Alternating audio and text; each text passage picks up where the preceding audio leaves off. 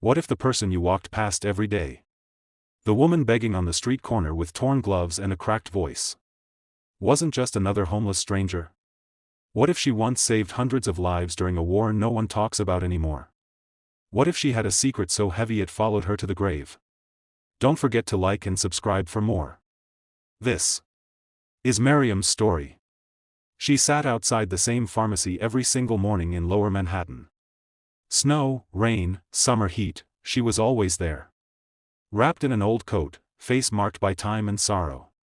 Some called her Mama M, others just walked past. A few dropped coins in her cup. But no one really saw her. No one knew that once upon a time, in the heart of Rwanda, Miriam was a respected nurse, fierce, brilliant, and kind. Her hands were steady even as bullets flew through the night. Her heart never wavered, even when her world collapsed. Back in the 1980s, she lived in a village outside Kigali with her husband Paul and their 2 young children. She worked in a small rural clinic, the only one for miles. People loved her. Trusted her. Her husband was a journalist, bold and passionate. He wrote truths that made powerful men nervous. Then came the genocide. One night, Paul left the house to meet a source. He never came back. The next morning, armed men stormed the village. Screams.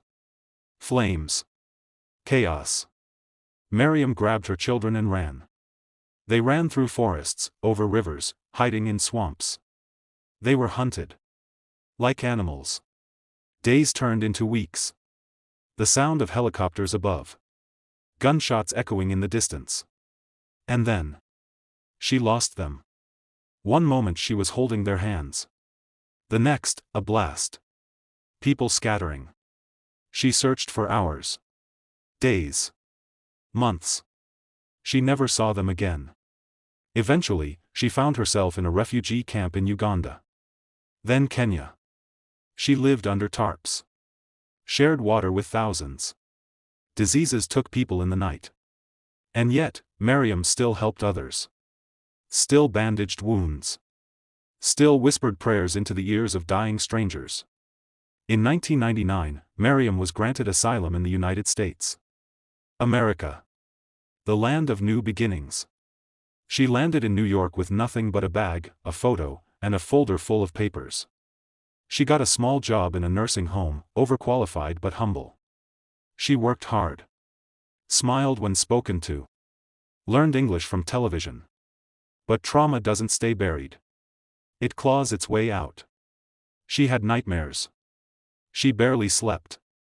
Her hands, once steady, began to shake. Then, a bureaucratic mistake. A social worker filed her paperwork wrong. Her asylum renewal was delayed. Her nursing license expired. She couldn't afford a lawyer. Just like that. She lost everything. Again. She slept on a friend's couch. Then a shelter. Then the street. And so, Miriam, once a mother, once a war hero, became another faceless figure in the city. But every morning, she sat in front of the pharmacy. Holding the same torn photo of 2 smiling children. Waiting. Watching. A young pharmacy intern named Rosa began to notice her. Rosa brought her coffee on cold mornings. Sometimes a sandwich. Miriam spoke little, but when she did, she talked about her boys. Said they were safe. Said she'd done her job as a mother. Rosa didn't understand. Until one day. Miriam didn't show up. Rosa searched. Asked around. Finally, she found her. In an alley. Curled up under a soaked blanket. Frozen. Gone. The city tagged her as unidentified female number 2762. Rosa didn't accept that. She went to Miriam's usual spot. Dug through what little was left. Underneath her things, she found a Bible. Inside, a folded letter. A confession. Miriam had found her children years ago. They were alive. Adopted by a European couple. She'd found them online. But they were happy. Safe. Educated. She saw their wedding photos. Their children. And she chose never to reach out. They are free of the past, she wrote.